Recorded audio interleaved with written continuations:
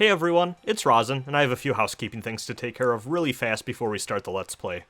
The first is that there's a part 0 to this Let's Play, and you don't necessarily have to watch it, but it provides some helpful resources to those of you who would like to play along with me. The second is that I received messages from several people asking if I could upload my save file for Kyuuyaku Megami Tensei 1, because they had lost their own and wanted to experience Kyuuyaku Megami Tensei 2 with all the bonuses from the first game, but without having to go through and play it again.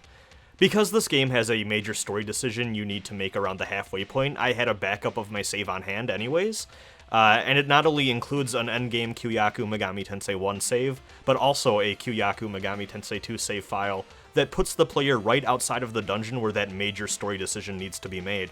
So whether you want to play Kyuuyaku Megami Tensei 2 with a fresh save, or use it to experience the other possible story route in this game after you beat 1, it's there for you to take advantage of.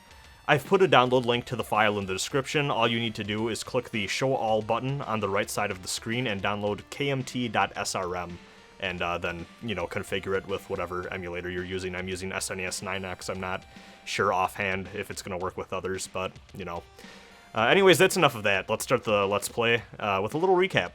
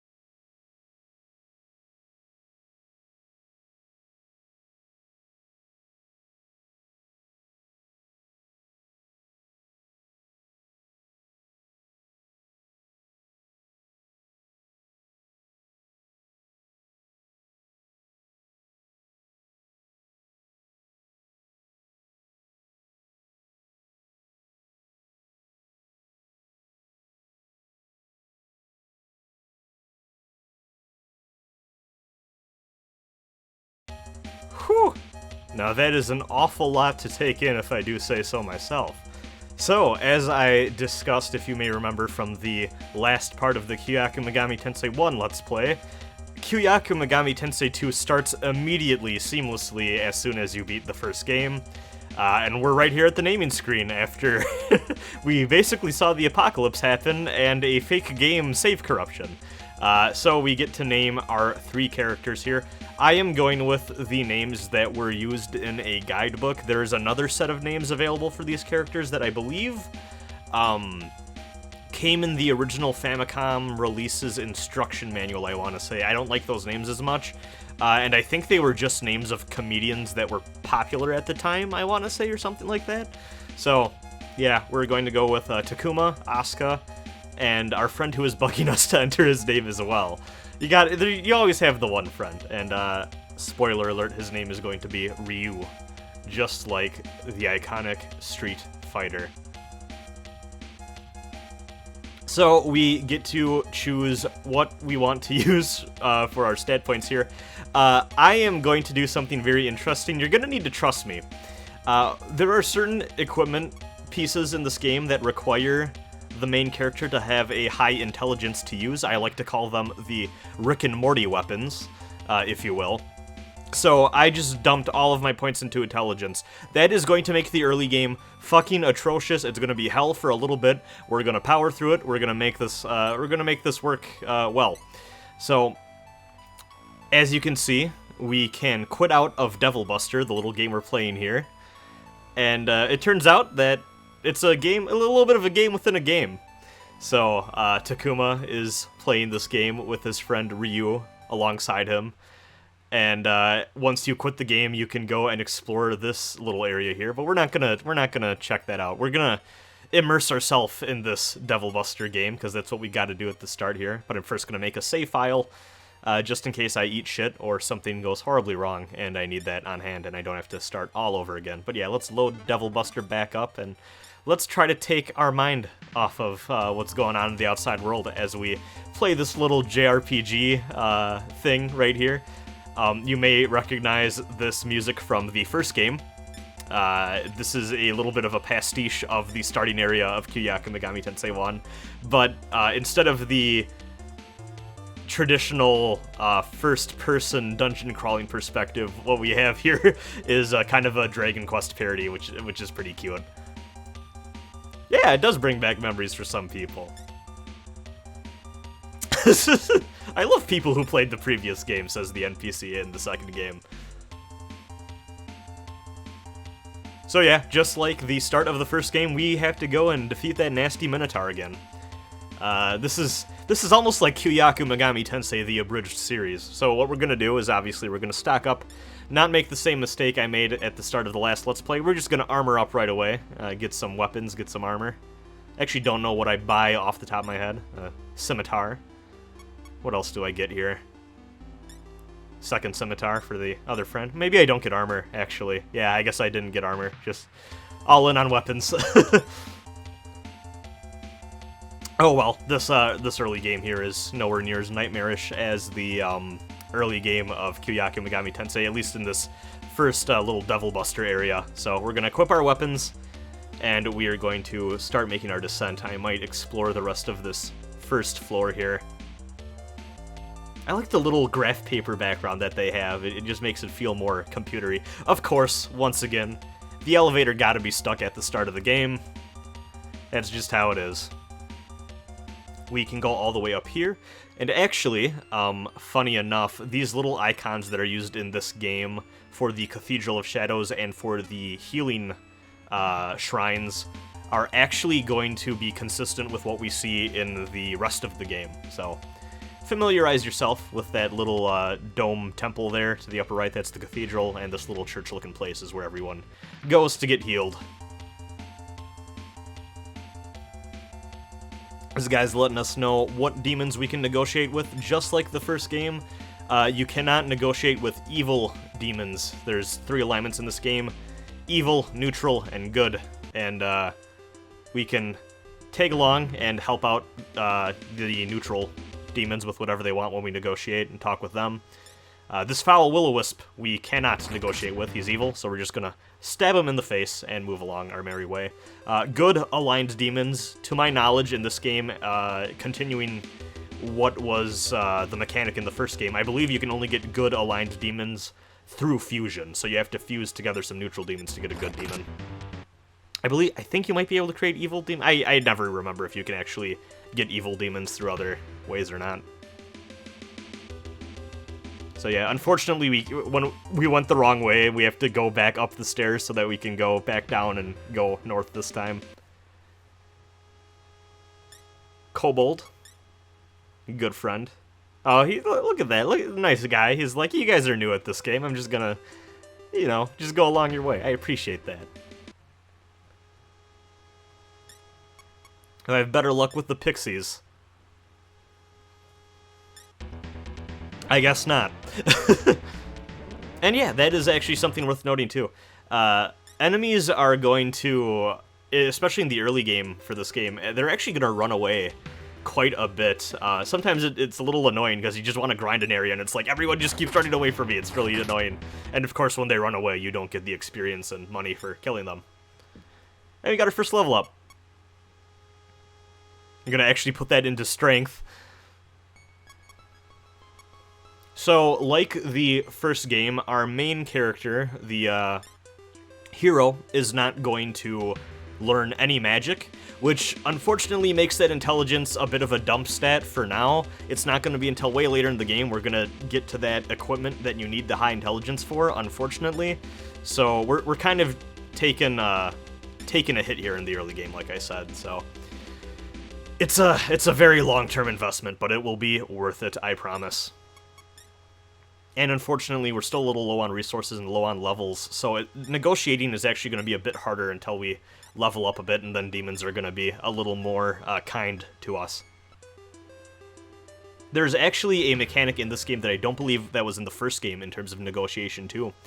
And that is that I believe your armor that you have equipped to any human party members you have in your party, they each have their own hidden charm value that will add to your total party's charisma, and the more charisma your party has, the more high charm items you have equipped to your character, the easier negotiations will be, or the RNG will be more in your favor. It's a very hidden mechanic. I actually don't know if they even hint at it within the game itself, but if you ever look up the armor list in this game, you're going to see that each set of equipment has its own charm value, which is interesting. And of course, the heroine tends to have more higher charm values than the hero does. So yeah, nice little... I actually really appreciate this. There's a little tip right here at the start of the game regarding what your stats do. So, a little vague, but you kind of get the idea. Just involving status effects and instant death spells and curses and stuff. And how the stats play in with that. I'm still not getting any luck with negotiating with any of these fairies. Or, sorry, pixies. We gotta... Fairy is the class of demon, and pixie is the specific. And any Megami Tensei fan will know this fact. Maybe not this one, though. This is a little more... this is a little more in detail. This is about elemental fusion. And unlike other games, so, you know, if you're a Megami Tensei fan, you may be familiar with Salamander, Undyne, Gnome, all of them, the traditional elemental creatures. But instead of having, like, Eros and Aquans and those types of elemental spirits, what this game instead has is like an earth slime, a fire slime, that sort of thing. This green slime isn't actually an elemental, he's just a piece of trash that we need to murder. Literally good for nothing. It's the weakest enemy in the game, we can't even talk to it, so just butcher them when you find them. You gonna have any luck with this kobold? Woof, woof, sorry, tough guy. Damn, okay. This guy thinks he's tough. Okay, see, his friend responded to that better. He gave us a little trinket. Sent us on our way. So yeah, these negotiations are not going well. I think I'm just at a point where I probably should have just leveled up and not bothered. I also really appreciate that they got mad at me and decided to fight, and then immediately two of them are like, we're backing the fuck off. That's very funny. And we're poisoned, which sucks. So yeah, people who watch my Let's Plays know that I tend to cut out a lot of random encounters, but a trend that I often do, and I'm going to continue it here, is just to give you a sense of the spirit of the game and kind of the pace and flow of the gameplay. I'm going to not be I'm not going to cut out a lot of the random encounter stuff until a little bit further on into this video, just so you kind of get a sense for what it is to be going in and out of these random encounters. In my opinion, the, I don't know. On one hand, I want to say that this Devil Buster area, isn't necessarily representative of the game's overall random encounter rate once we get into the more first-person dungeon crawling part. Spoiler alert, this is not the actual aesthetic of the full game. I want to say that the random encounter actually is a little bit less than this, but that could just be my imagination, and maybe it's just because it's visualized differently in my head. I'm tricking myself into thinking that the random encounter rate is different, but yeah, you may see that I am continuing on, despite the fact that I should probably go heal that poison. I think I might have just decided to die and show off dying, but I'm not sure. It might not have been worth it to actually go back and heal. I need to see what I do here. I don't remember. It's been so long ago that I recorded this footage. Let's actually see. What one is this footage from? This footage is from early August, actually. Yeah.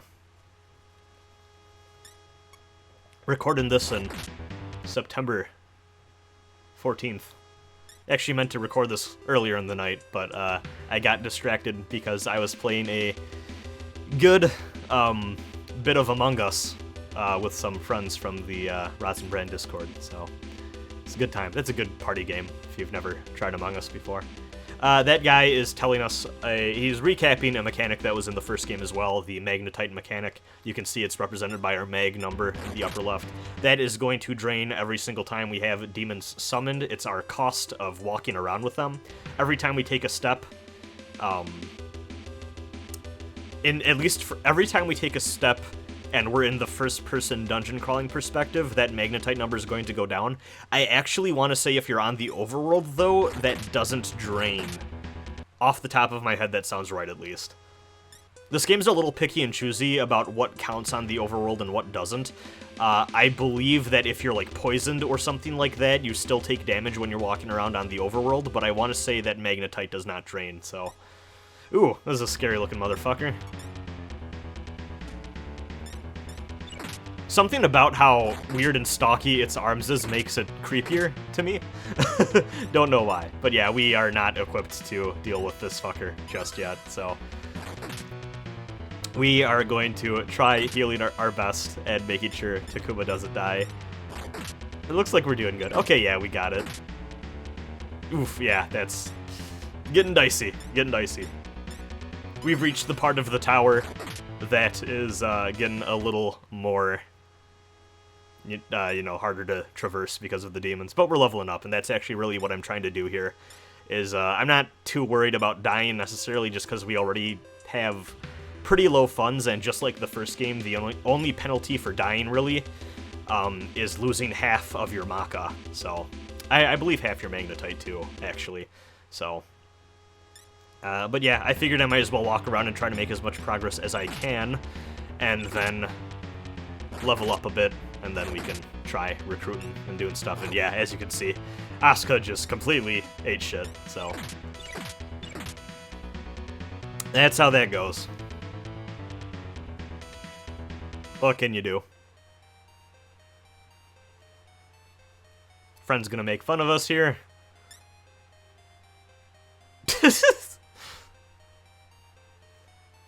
I believe he's referring to some game over screen that we clearly are not privy to, but I like that.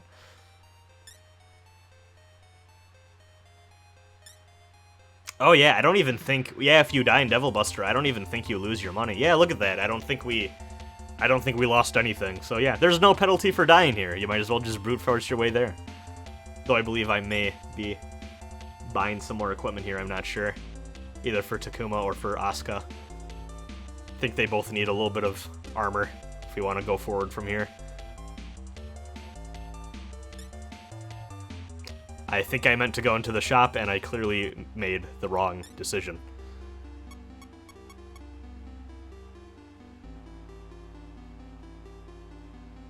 Thinking hard about my choices here. Yeah, high leg armor for Asuka. And a battlesuit for Takuma. As you can see, equipment in this game is also gendered, just like it was in Megami Tensei 1. Actually, if I have one complaint about this game, it would probably be that the shop prices, even at the start of the game, honestly all the way through, they start bad and only get worse. It's rough. I really recommend in this game, do not try to buy, because normally how I play RPGs, and also I'm going to start cutting random encounters here, which you're going to see in a second. Normally what I like to do in RPGs is, as soon as a new equipment shop opens up, within reason, I like to just spend some time grinding and completely upgrading my characters with the latest equipment that they have available to them. You're going to drive yourself fucking nuts trying to do that in this game. Just please trust me, don't try to do it. Get some armor and then maybe wait 2 or 3 shops ahead before you decide to grind up to buy more. On my test playthrough for this game, I spent, like, I want to say the first fourth of it just upgrading every time, and I just completely, I gave up. And for me, I tend to have the patience of a saint, I like to think, when I play through these games and you know, I have to grind and stuff, but it was too much even for me, and that's saying something, in my opinion. Yeah, save yourself the hassle, and just try to go a little bit further than maybe you're used to with the equipment you have. You know, with demons in your party, you should be able to make it through. We're trying to get some vitality for both of our characters just because we start with very low HP, as I'm sure you're all aware of. And we want to make our characters just a little tanky, especially because it's not like we can afford a lot of armor right now, at least, so...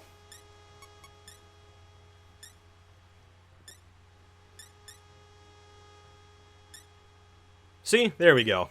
We just needed to sweet-talk him a little bit and, you know, gain a few levels and become a little bit more of a powerful force. In fact, I'm not even sure if we could negotiate successfully with those demons because we were literally not level 3 yet, I'm pretty sure. So, yeah, of course, you have to be... In most cases, this game has a lot of weird edge cases. And yeah, also a little tip about where to find the Orb of Silence. In most cases, you have to be the same level as a demon, or higher than that demon's level, in order to actually control it. And of course, we have a ominous statue tucked away in the corner here. We're gonna need to remember that. A lot of random encounters hassling me. Just trying to make my way back around. We gotta get to the base floor. We gotta fight that Minotaur. Actually, don't even think the Minotaur's on the base floor. The tower goes a ways down even beyond there, but we'll see.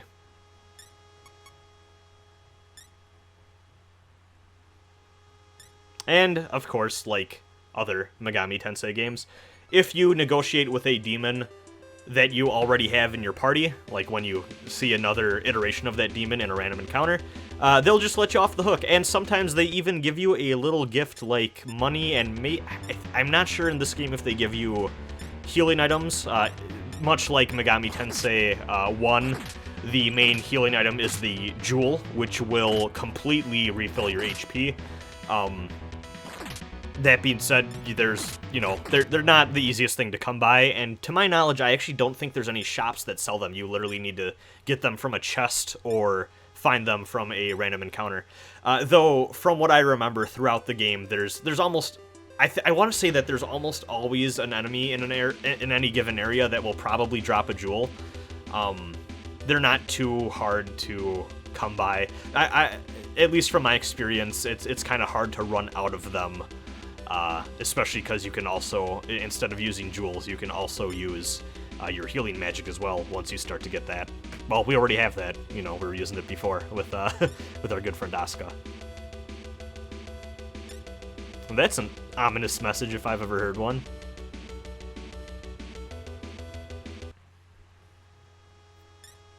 This carbuncle is very, very important. We want one of these things. They can be kind of a pain in the ass to negotiate with, but you can see he's really, really pushing for cash here. But you're gonna want one of these things for the Minotaur fight to come. He is just draining my wallet dry. Okay, there we go.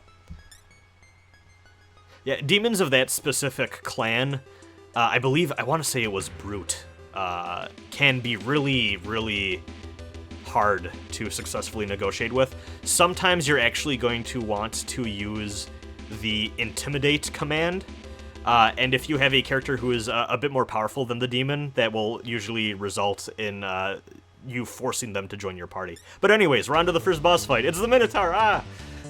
This fight is actually pretty tough, but if you have a carbuncle in your party, this fight is not going to be hard at all, because what we can do, as you're about to see, is use Zio. But first everyone has to get their slashes in. Carbuncle's a little slow on the uptake here, but yeah, as you can see, just one-shot Pixie. Zio does that multi-hit attack. Fair bit of damage compared to our physical attacks. Just do this a second time. Yeah, there we go. Carbuncle, why did you go first that time? I don't understand you. But yeah, look. Minotaur's dead. We beat our first boss already. We got the Orb of Silence. We're ready to go on to the next part of Devil Buster. So, as with any good video game, we're gonna have to backtrack and think about the mysterious areas we went to before. And you may remember we passed that weird statue that played creepy music when we got close to it. And, you know, I think we should maybe see if the Orb of Silence can do anything about that. So, we're gonna go walk all the way back over there and see what's up. Gonna get accosted by a carbuncle again. Thanks, carbuncle. He vouched for us.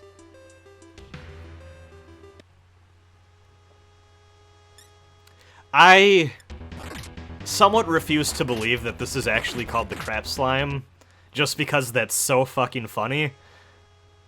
But it's probably called the crap slime in Japan too. It's a very funny name. Also, the fact that it's called Foul Crap Slime is its full name, very enjoyable. Very enjoyable. Yeah, I can just talk my way out of all of this. That's good stuff.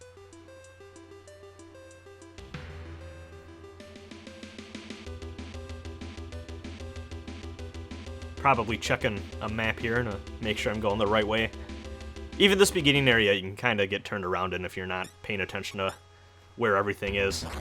And that's another thing to point out, actually. I tried talking to that pixie, so it would get out of my face because we have a pixie in our party, but I failed to remember, or at least failed to notice, that it's a full moon, and demons go into a bloodlust when the moon is full. You cannot negotiate with them at all. They are just going to attack you no matter what, so be very careful about that.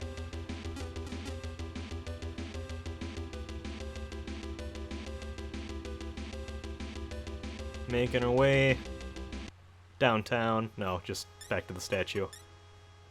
See, there we go, that time. Pixie got out of her face.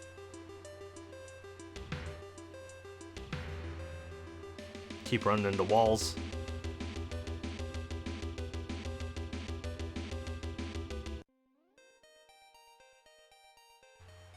Let's go ahead and offer the Orb of Silence to the statue and see what happens next episode.